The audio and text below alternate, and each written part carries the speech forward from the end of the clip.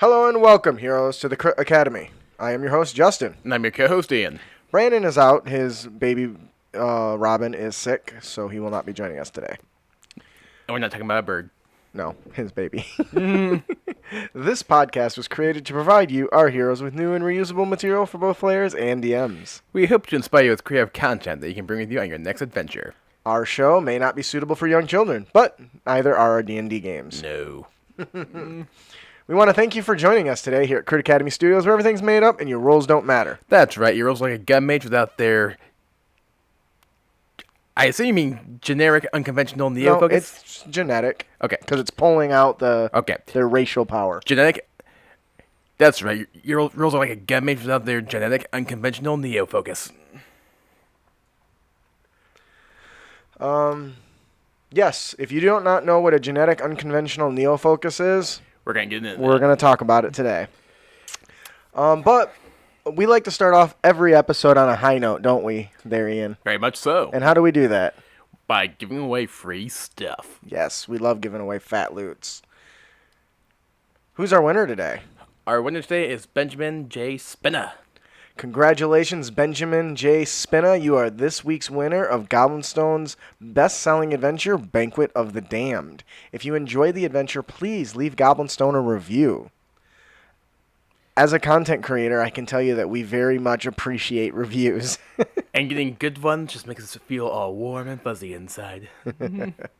Absolutely. Our main topic is our class analysis on the G.U.N Mage. You do not know, the G.U.N Mage is a sorceress origin that we ourselves created here at the Crit Academy Studios. By we, with mostly you and Brennan playtested it. Yeah. Mostly me and some playtesters. So, what is a G.U.N Mage? Many sorcerers naturally find themselves able to tap into the well of magical power that resides within themselves. Some sorcerers are not so lucky. While these latent sorcerers can feel their raw power, they are unable to access it. They often describe it akin to a silent volcanic mountain, its destructive magma contained deep within, just waiting to burst free. So throughout their travels, several of these people have several... after lots of research and working with other people who study the arcane, a special arcane focus was designed just for these latent sorcerers. A tool that could pull on the power within, bringing that normally out of reach latent power just within the sorcerer's reach. These special arcane focuses are called Genetic Unconventional Neo-focuses. Which happens to spell gun. Oh, imagine that. It's almost like somebody wanted the acronym. So, that gives you a little bit of detail into why I made this character and what the flavor is going into it.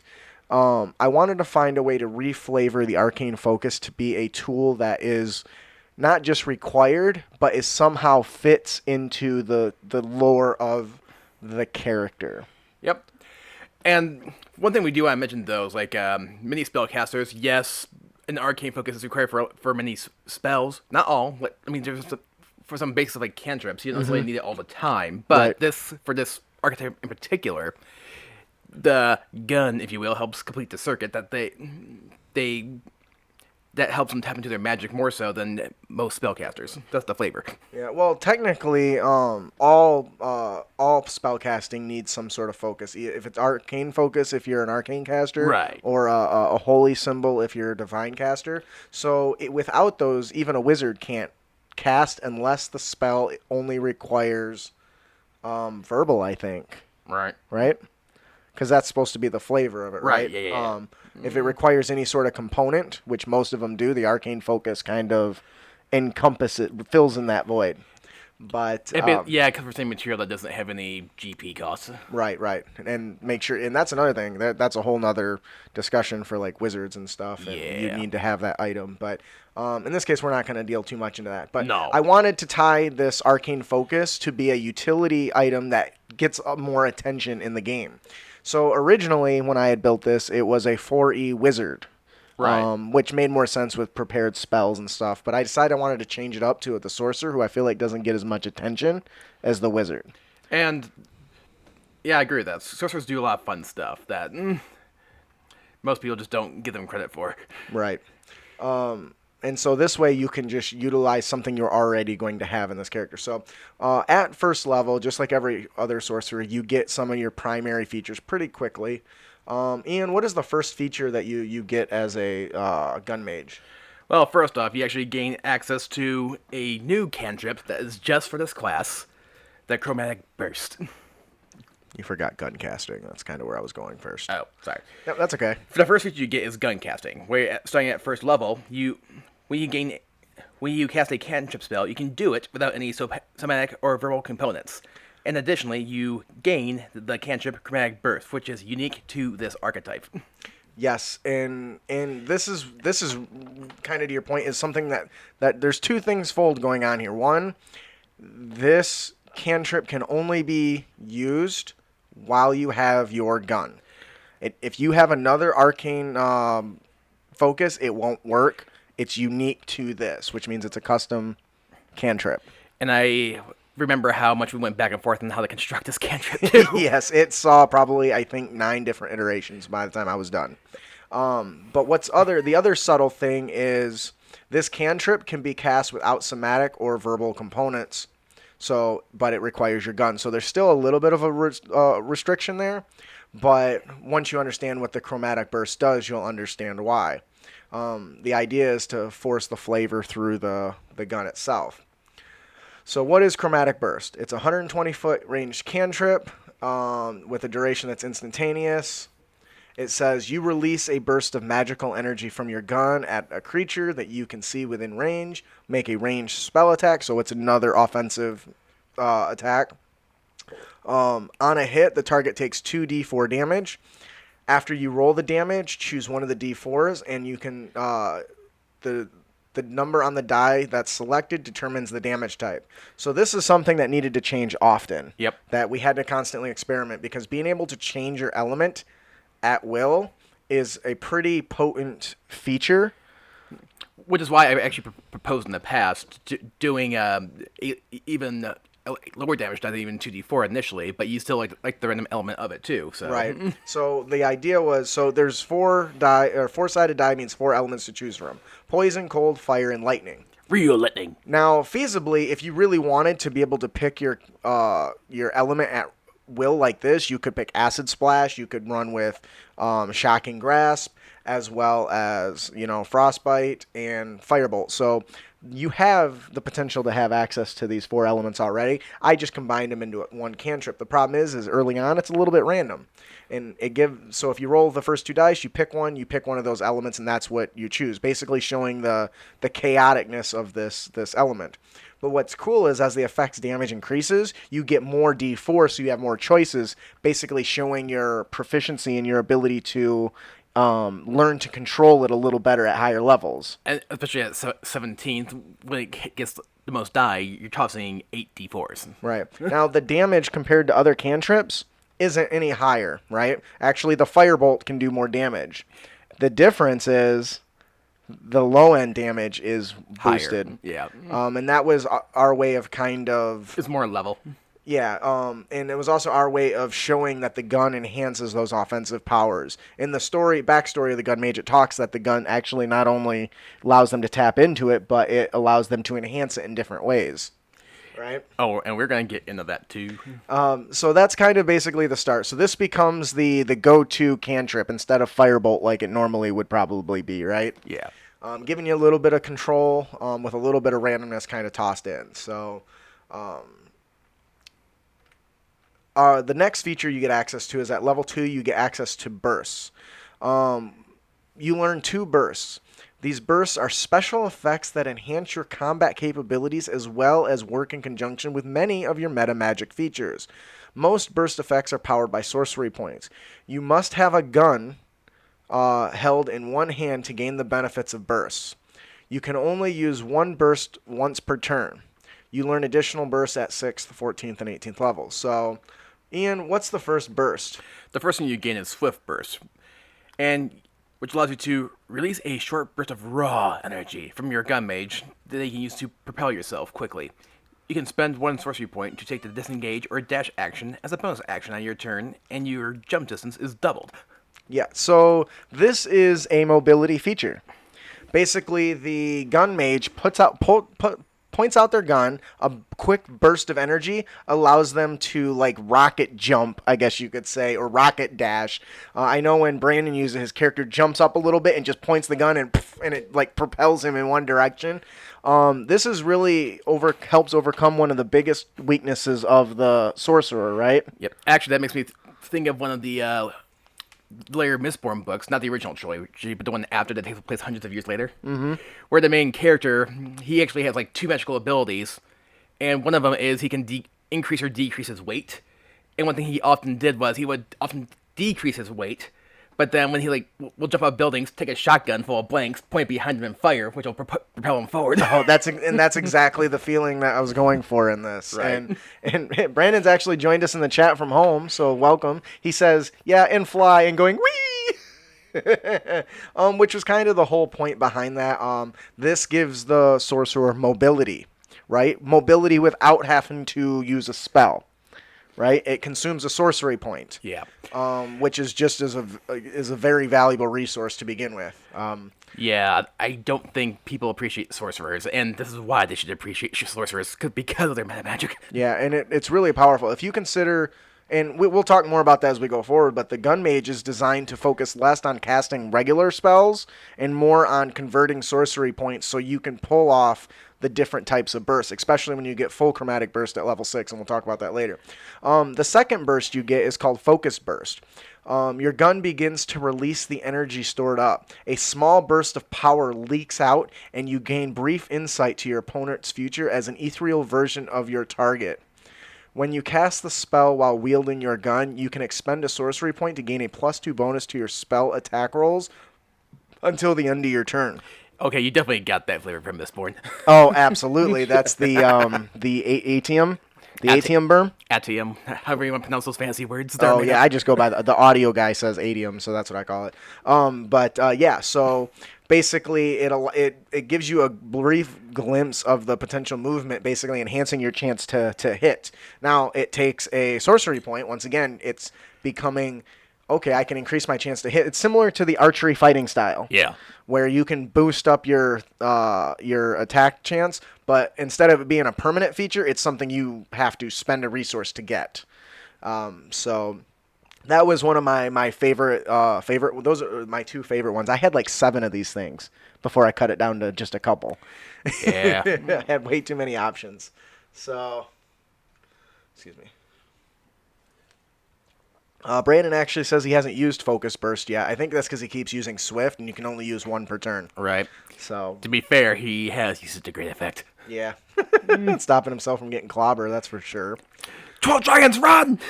So far, you can actually see that the whole point of this is to utilize your gun in different ways. And that's important because you want this not to just be an item that you have like a wizard's arcane focus. It needs to be integral to everything that you're doing. Uh-huh.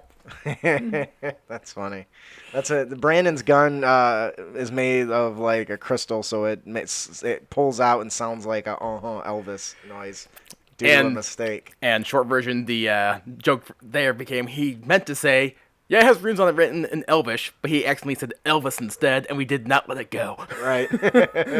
So now every time he draws his weapon, he has to say, or whatever it is. Anyways, so Ian, why don't you tell us the next... Now, before we get into that, actually, now, as you're leveling up, these are the only gun mage features you're going to have until 6th level, but you got to remember, they work in tandem with many of the meta magic feats or features which you're going to get between now and then, Yep. whether it's the quicken meta magic or the twin shot or twin spell, I think it's called. Yeah, twin spell. And they all work really good. So, for instance, if you twin spell your chromatic burst, you now have two different kind of random elemental strikes going on, which is fantastic. So, Ian, would you like to tell us about full chromatic burst? Alright, full chromatic burst. At 6th level, you learn a new burst, and you can spend 3 sorcery points, and use your action to release a massive burst of energy in a straight line, 100 feet long and 5 feet wide, that blasts out from you in the direction of your choice, not your. So, You choose acid, cold, fire, lightning, poison, or thunder for the blast you create. Each creature in the line must make a dexterity saving throw. A creature takes 5d8 of the chosen type on a failed save, or half as much on a successful one. And when you use this action, you may spend When you use this action, you may choose to spend additional sorcery points to increase this damage by 1d8 for every 1 additional point you spend. so what do you think about this? It's frickin' A. So basically, you have like a big like energy burst, kind of like a line effect, like a big blast of power that releases from this, and you have control over the element, which is really interesting and very powerful. That's why it's called chromatic burst, like the chromatic orb, which is originally what one of it was based off of. But it's a line effect, which means it can hit multiple targets. That includes your allies, so you can't just be shooting it all higgledy-piggledy like, right? Yep. Those are the technical terms, by the way. And of course, we heard a lot of wisecracks in game, like, you're basically shooting a Kamehameha away for a Hadouken from a gun. Yeah, Shinku Hadouken. That's the big beam one.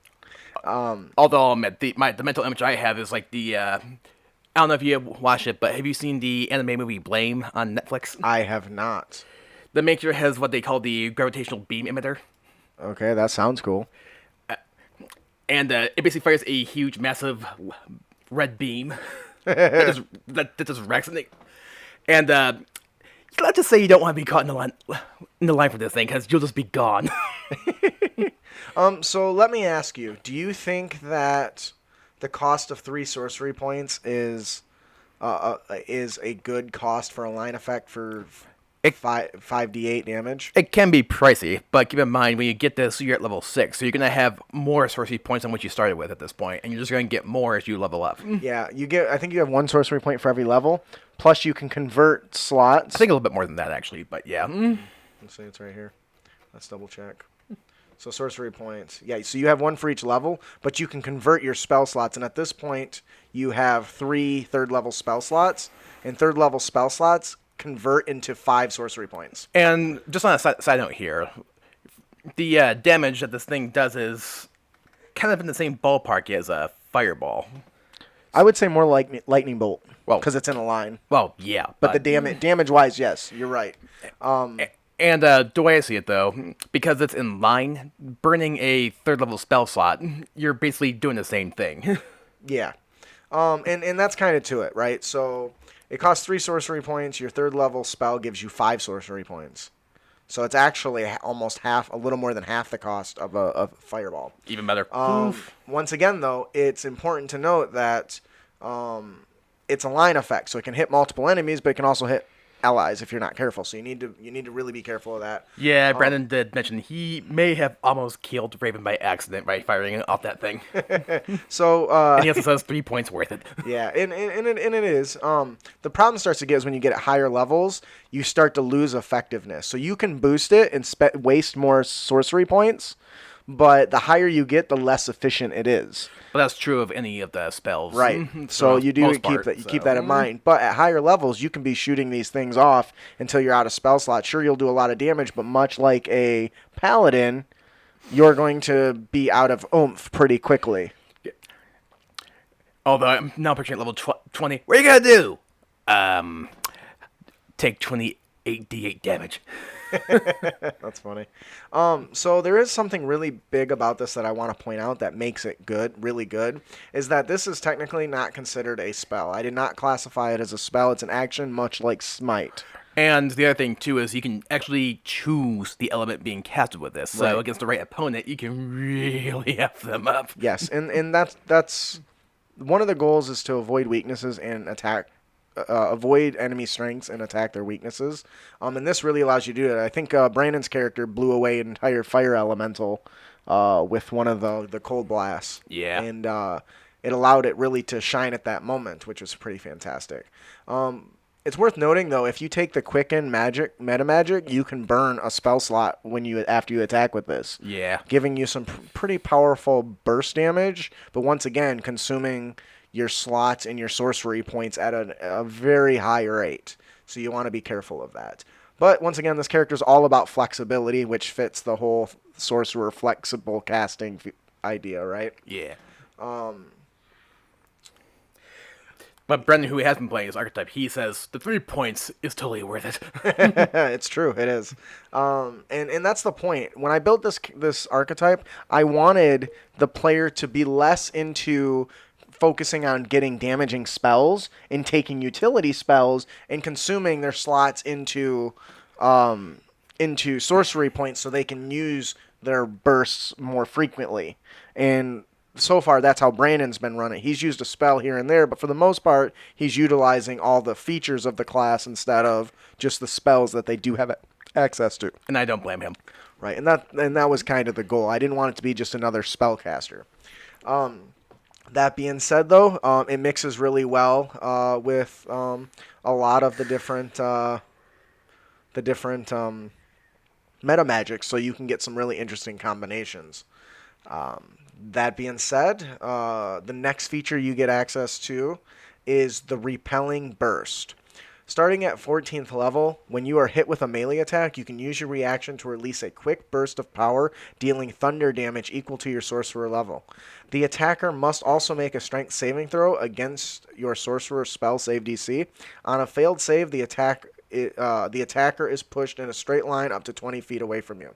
So, one thing I learned when I'm trying to build my own a very well-balanced and thorough class was trying to utilize them all the same. One thing I noticed at 14th level, almost all of the features were some sort of mobility granting feature at level 14. Which is okay. And I think on several of them it was wings, right? You can fly. And basically the Red Bull level. Yeah, Red Bull 11. Level 14 gives you wings.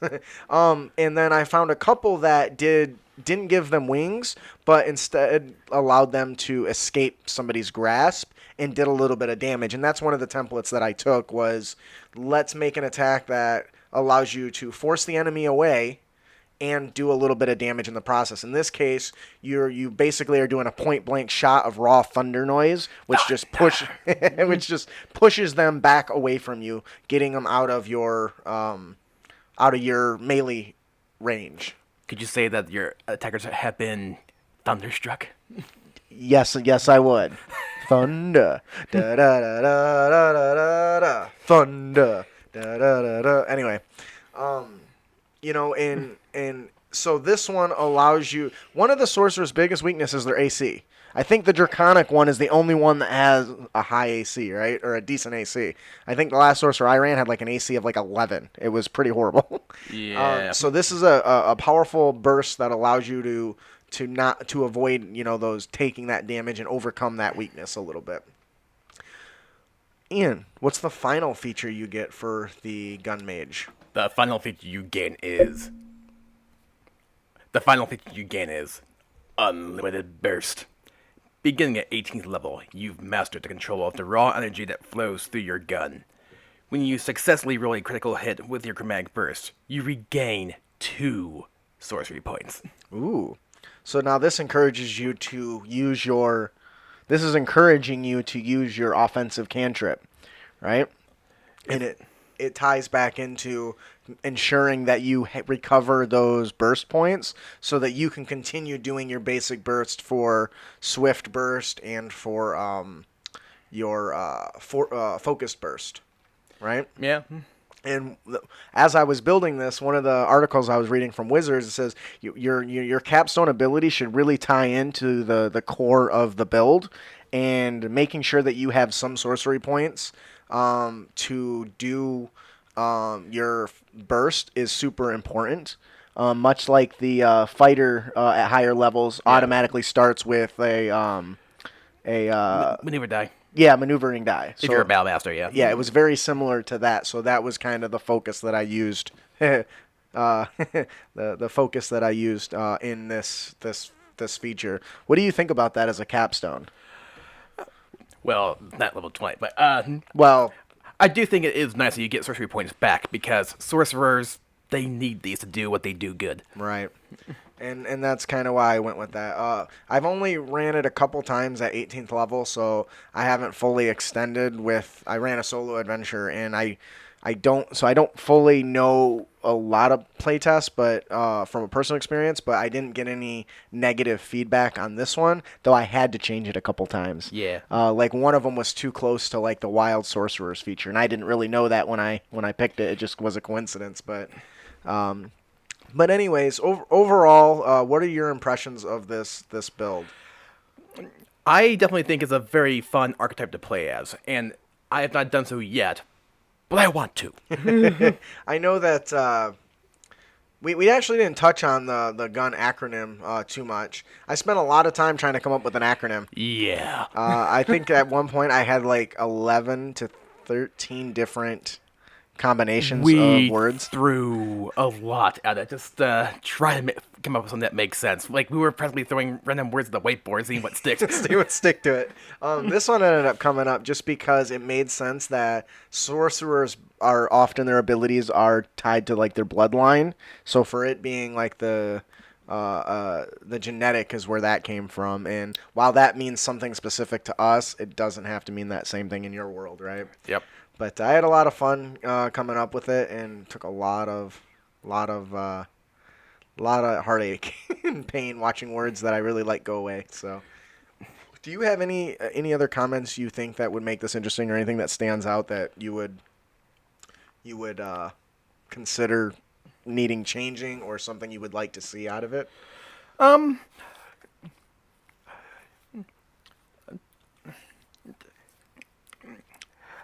Like I said earlier, I do like this archetype. I do think there's a couple of other aspects that could be fleshed out a little bit more, but overall, though, I do like the stuff you get at each level. And I'll admit, like, I know like the cantrip you get as far as archetype is chromatic burst, and I'll admit I wouldn't mind a couple other options to choose from, saying you have 2 or 3 options, but you can only pick one. Just to add more flexibility to the archetype if people choose. Well, technically they don't need to take chromatic or burst. They can use like firebolt and all that. Yeah, shit. But yeah, I yeah. see what you're saying. Just- I'll keep that in mind. Either if I decide to alter this one, or when I make another one. And it's not unprecedented, too, for people to go back and augment their archetype that they post online here and there. Like, crap. I'm talking about his name right now, which means I'm half asleep. Matt Mercer, he has gone back and has added his archetypes from feedback he gotten from his players that has played them from Right. from Critical Role. So. Yeah, and if you're using this, if you're using our archetype, please leave a review on DM's Guild. There's actually a discussion section underneath the product. So if you find something that's broken or unbalanced, or a certain combination, because God knows I couldn't possibly play every possible combination of situations in our playtest. But if you find something, please open that discussion and talk to me, because I have no problem going through and editing and even enhancing this. And short version, tell us what you like. Tell us what you don't like. Tell us like ways we could like augment it in some way, make it better. One thing I want to talk about before we finish up on this is the artwork. Yeah. The artwork is a fantastic job was done. We got this really nice tiefling with on one eye kind of like shining with the gun pointing towards the camera, I guess. Brandon did one of the art pieces. There's 3 art pieces. Another one was done by Mattias Pegoraro, and I apologize, Mattias, if I'm mispronouncing that. The artwork turned out really good. I was very happy with it, and I'm looking forward to... Actually, I've already commissioned him to do the art for my Brawler Barbarian archetype, or path, so I'm really excited for that. A final note, when using this class, in order to really get the most out of it, be sure to incorporate the use of your gun in as much of your casting as possible. And there's many ways you can flavor your gun. Oh, right. Like as we said earlier, Brandon said like his was basically a solid crystalline object that's in the shape of a gun with that rune cards on that glow when he uses it. I remember I sales pitched in the past that but, like if I played it, I would probably make it more like a revolver, if you will. But like but and like each spell that the character knows is actually engraved into like cartridge like objects that you put inside the cylinder and fire off. Right, that's dope. I think I mentioned that's similar to what the original idea that I had. Yeah. But and that was when I was gonna make it a wizard, which made sense for the prepared. You prepare Right. like a case full of cartridges and you just pop them. What's really cool, you mentioned the different types of guns. So Mattias did one of these art pieces for me, this black and white one with this African American lady, and the gun itself has like tendrils that are like leeching into her arm and drawing out the power. And I think he did a really great job with that. Now, I remember like some of the art from Feng Shui did that too for a couple Oh yeah. archetypes here and there. Once again, the gun is meant to be important in your scenario. So even if you're casting regular spells, let's say a player who's casting, fireball, may describe the rush of power through her body and as it, in the form of, raw, uncontrollable storm of red energy. That energy then passes through her body into her arm and comes out the end of the gun. And it begins, to glow with a radiant power. And as she squeezes the trigger and releases the energy, a small sun, erupts from her gun, and she casts fireball. Yeah. I mean, it's basically a big fireball spell, but you want to include that. And I do want to mention too that in the document itself, Brandon also contributed some artwork to it. Yeah, didn't I say Brandon? I don't remember. Yeah, one of the art pieces is Brandon's as well. But yeah, include when you're doing this, you want to include the gun in all your spell casting, not just your bursts. I know that in one of the examples I think we use in the creator's notes is if you shoot a ball of energy at the ground and then like a fucking stone barrier appears, it's just minor illusion, but that's a cool way to describe it. So I think that'll do it for our main topic today. What do you think? Yeah. Yeah. So once again, there's a link in the show notes to our Gun Mage. You can go to our website. It's right there on our main page, or just go to DM's Guild and type in Gun Mage, and you'll find it. But definitely support it if you've tried it already. It is pay what you want, so if you end up liking it, you can download it for free, and if you end up liking it, you want to kick a few dollars to us. We appreciate it because I had to pay for the art, and a lot of time it went into playing and testing and altering. So if you think it's worth it, please toss us a few bucks for it. So that'll do it for our main topic today. Before we move on to our Unearthed tips and tricks, we have one more gift to give away. Compliments of Loresmith. Ian, who's our winner today? Our winner today is Leon the Grim.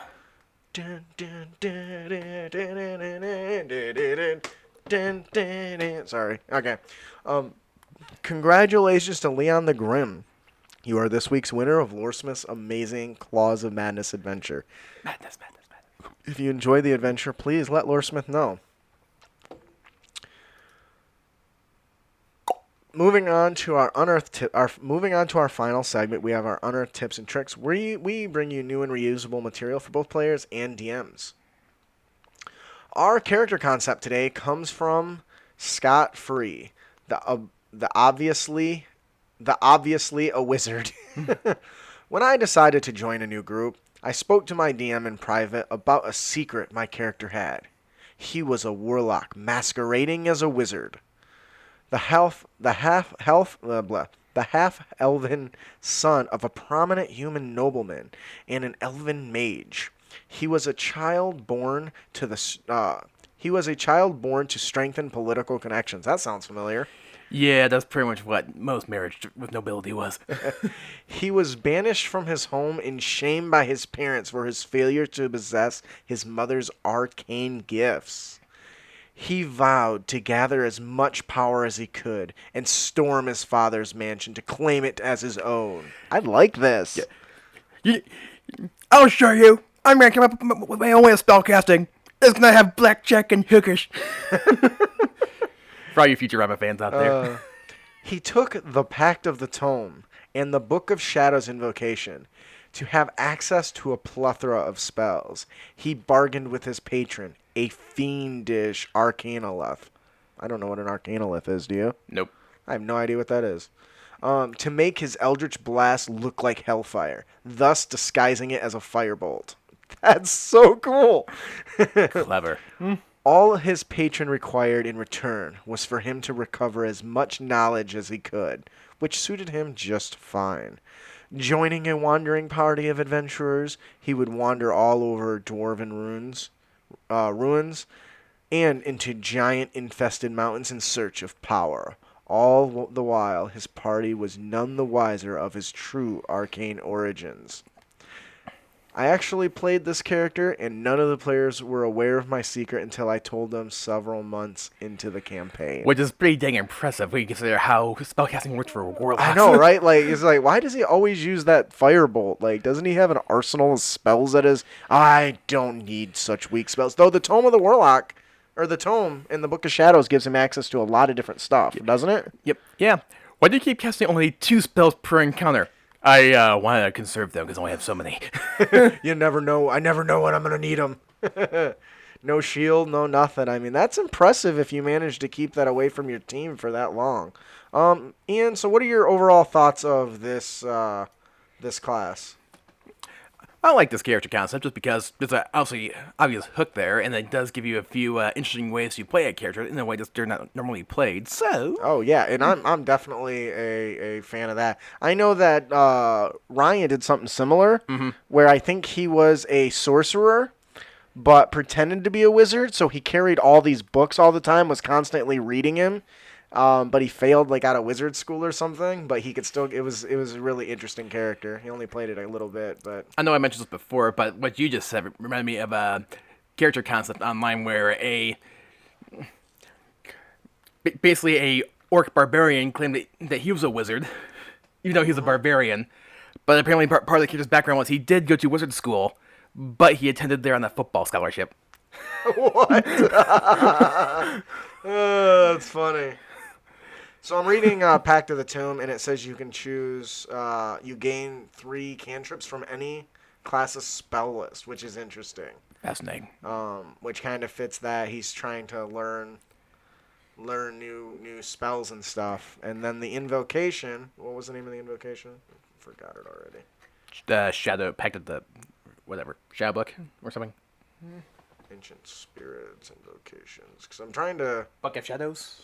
Is it? I don't see it. What's it say it in the thing there? Book of Shadows. So is this one? Book of Ancient Secrets. Okay. It says so. The invocation says you can now inscribe magical rituals into your Book of Shadows. Choose 2 first level spells that have the ritual tag. So there you go. If you picked up like Find Familiar, Yep. I would never be the wiser. Yeah. Because, I would never think that a warlock has, that is very clever. I love the idea of building a character and masquerading it as something else. I think that that's a lot of fun, and I think I would like to try to do that. I feel like you've done that before, actually. I Or at least you pitched a concept before. Or Yeah. something similar to it. Yeah, maybe. I don't know, but I really love the concept there, Scott. Thank you very much for the submission. Fun stuff. Our monster variant of the podcast is the Spellslinger. The origin of this is the mage, and you give it several new features. The first one is it gets access to sorcery points. Woohoo! It gets 6. It gets the meta magic feature Quicken Spell, and it gets access to the G.U.N Mage's Swift Burst, as well as the full chromatic burst. And we've already covered what those do. Yes, so basically this character is a G.U.N Mage that you can introduce to your game as a monster and really catch the players off guard. And I think it would be surprising to describe as somebody pulls their hands up and aims this rectangular L-shaped object at you as it begins to glow with energy and starts releasing these bursts of power from itself. I think it would be a really great way to introduce that concept. Wah, wah, wah.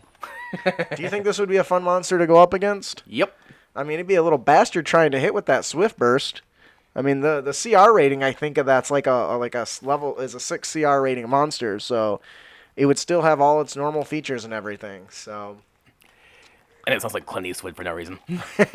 so the fact that it gets shield is pretty cool. Like if somebody tries to like say if you try to attack me with a sword, I would totally see them doing like a quick draw and blasting your gun in mid swing as shield reflavoring of the shield spell. Yep. It's high noon. McCree, right? Yeah. Yeah, Speaking of Matt Mercer. yeah. I think it's really cool. I think it was simple. Of course, I was going to build a monster out of it. That's just how I roll. Do you have any other comments on that? Something you think would be really cool with this, or? Well, we already touched on the class and the features that we added to this thing, so I think no more needs to be said. Yeah. The one thing I would keep in mind if you're going to run this as a DM, use the Swift Burst to get into position to line up the full chromatic burst. Yeah. Try to get as many of those bastard players in your sights as you can. Oh my god, that would be dope. That'll do it for our monster variant, the Spellslinger. Yeah, I think abilities like that might be one more reason why I usually prefer to play on battle mats, but that's my personal preference. Yeah, though, so. I can agree. Ian, would you like to tell us about the encounter of the podcast? Yes, our encounter comes from patrons Durzo and Paul Stone. So for clarification, this was in our Discord chat, and this was a conversation that the group was a part of, and Paul Stone gave an amazing response. Between Durzo's question and Paul Stone's answer, we have an amazing character encounter idea, so thank you guys for that. Huh, I'm guessing Durzo read the Night Angel trilogy. Probably. It does sound familiar.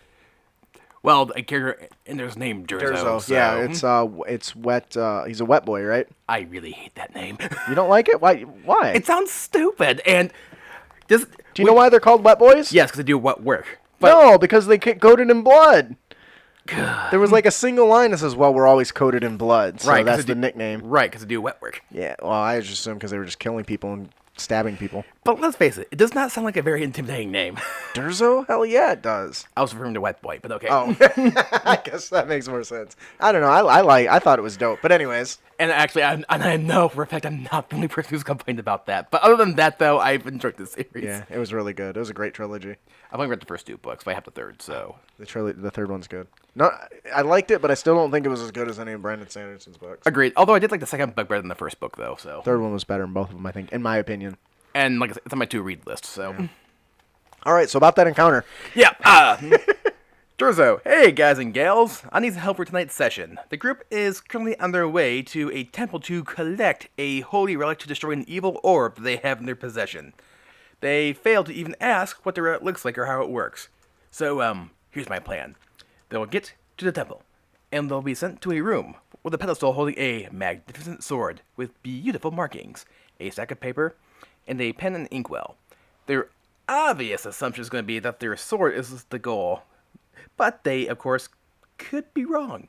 The pen's actually the relic, because the pen is mightier than the sword. It's dope. I want to leave a very subtle hint on the paper, but don't want to make it obvious. Any ideas for a little small hint? And Paul Stone jumps in. Yep. You've got it. I'll just let you finish. Go ahead. All right. Paul Stone's like, they enter the room, and with a successful DC 20 Wisdom Perception check, they find around the bottom of the pedestal, barely seen because of all the dirt and dust, which reads, I can say anything without making a sound, make you laugh or cry, leap and bound. I'm only a thought until there's a line, a point of direction, a symbol of rhyme. I can be anything, and the list can go on. It's only a matter of what becomes drawn. My purpose in life is always clear. While you're right there, I'm always here. What am I? And the answer is the written word. I think that was... So there was a little bit of discussion in here, but Paul nailed it so much that I was like, man, that'd make an awesome... That whole thing is just amazing. And I don't know if Durzo ended up running with this. I'd love to hear from you, Patron Durzo, if you ended up running with it and how it went. But I thought this was a really cool non-combat encounter. I could only imagine how pissed off the players would be if they took this. They made this long trek, grabbed the sword, went all the way to their destination to destroy this evil orb, just to find out that they smash it and it doesn't break.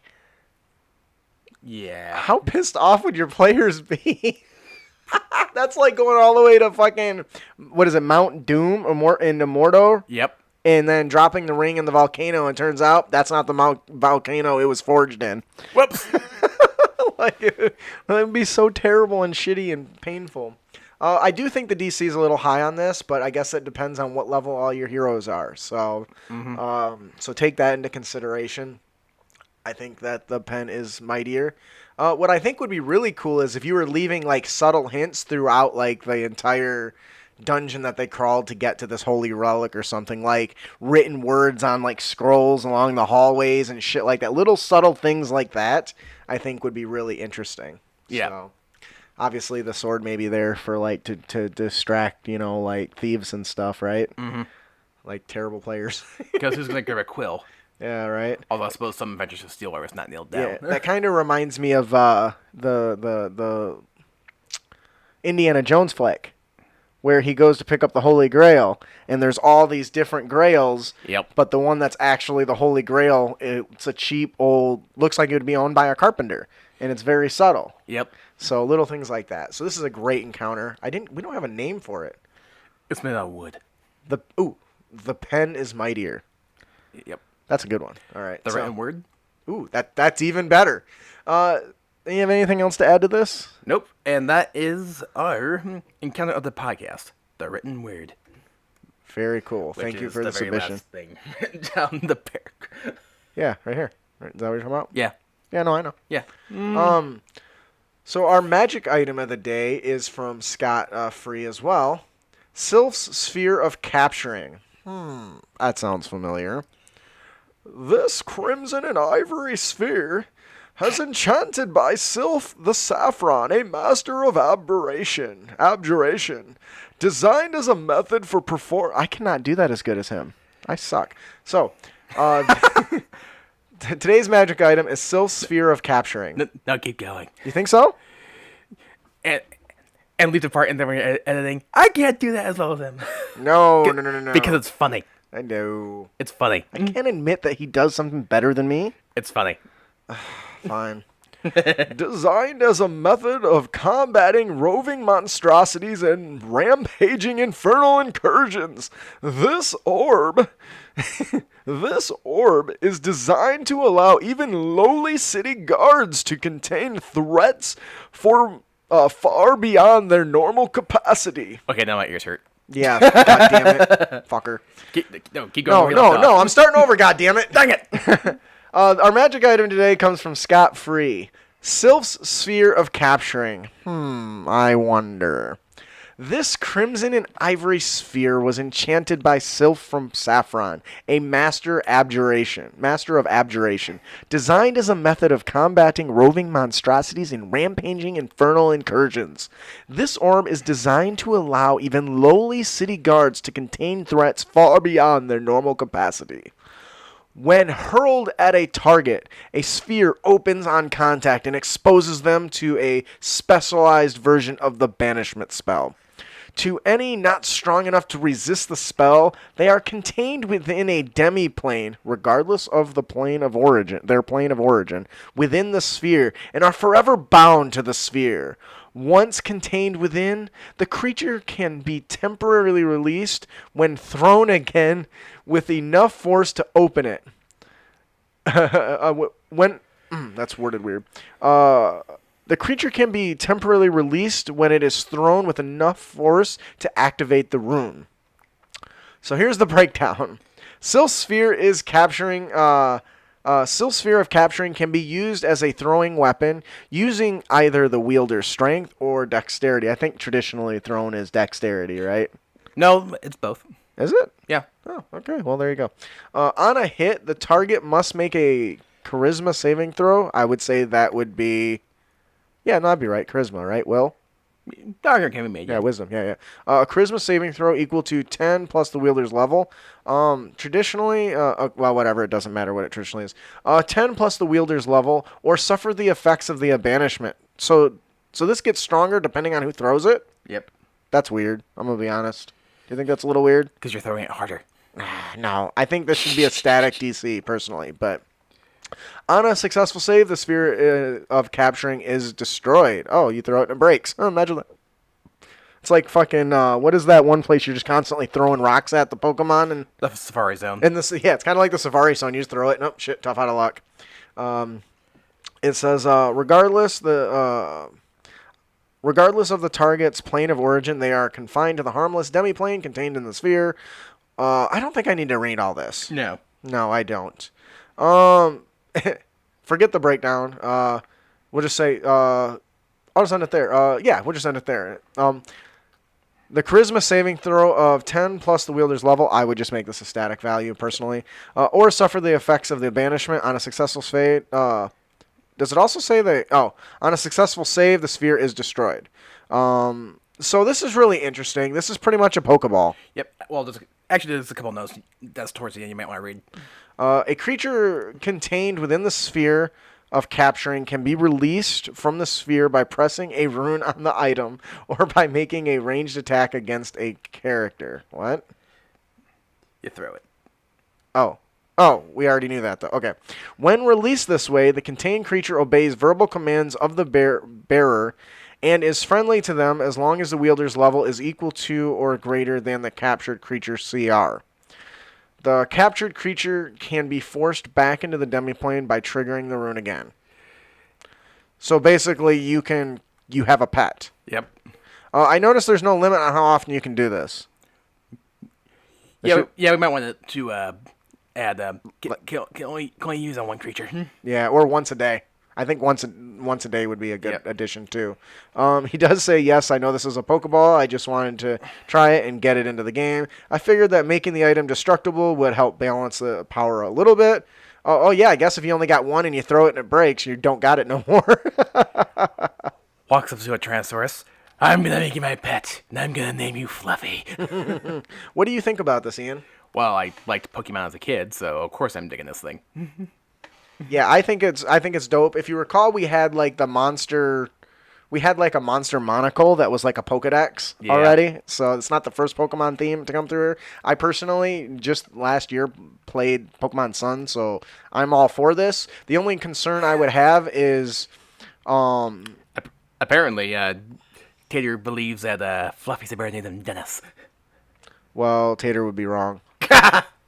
I think this is fantastic. I think this would be really fun. If you didn't know, there's actually a supplement out there that has monster stat blocks for all 150 Pokemon. Of the original 150. Yeah.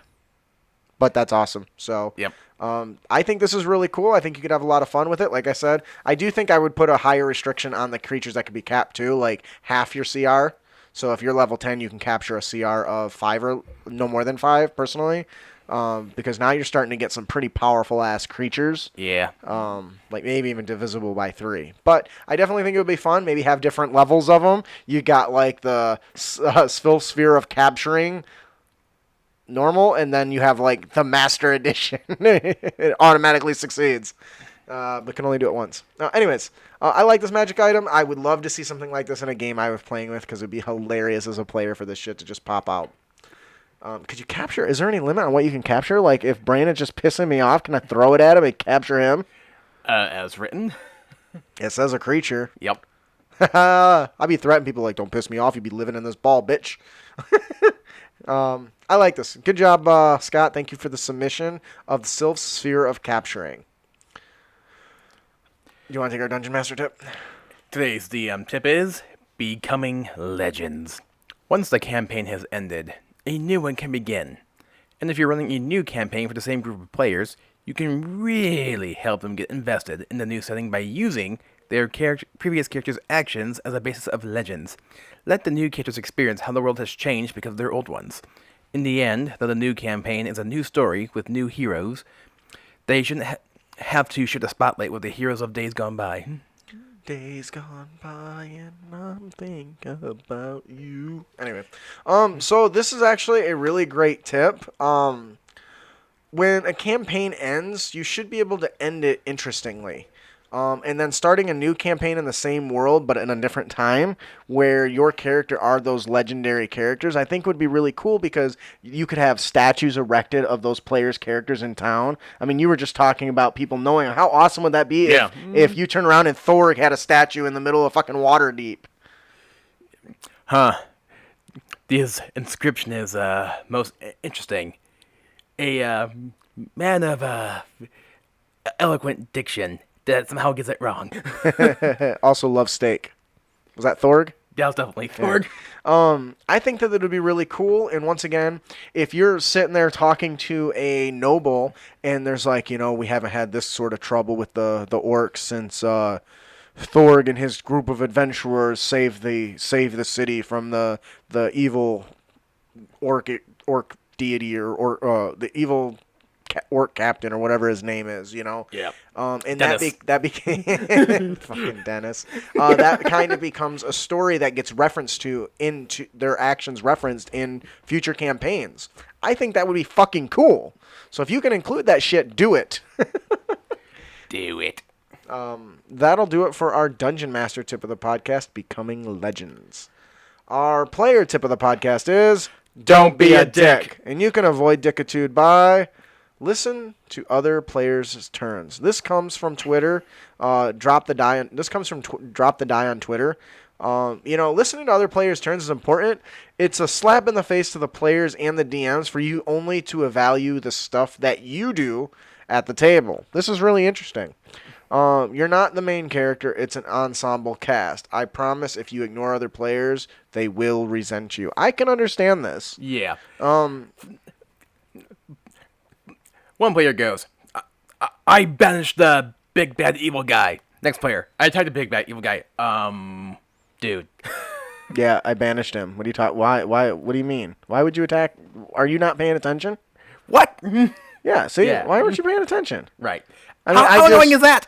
I just concocted this amazing plan of how to defeat this guy. Everyone goes, oh! Dang it, Leroy. And you're not even paying attention. Are you kidding me? That's frustrating. I've been there.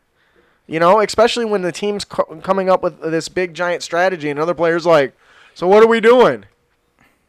Did you hate that shit? Yep. Or the example I gave in the past of the players didn't pay attention at all to the villain's description. The red coat guy, right? Yeah. Yeah. And that's the kind of shit that just should be unacceptable. People, if you care about each other's turns, it's also easier to work together and know what's going on. Yeah. Because I undoubtedly have had players ask the exact same question as the guy before them. And that's irritating. So. Yep. Are we there yet? No. Are we there yet? No. Hey, Ian. We're not there yet. Ah! All right, that'll do it for our player tip of the podcast. Don't be a dick. And you can avoid dickitude by listening to other players' turns. And this tip came from Drop the Die on Twitter. Yeah. Well, that'll do it for our show today. Indeed. Before we close out, we have another gift to give away.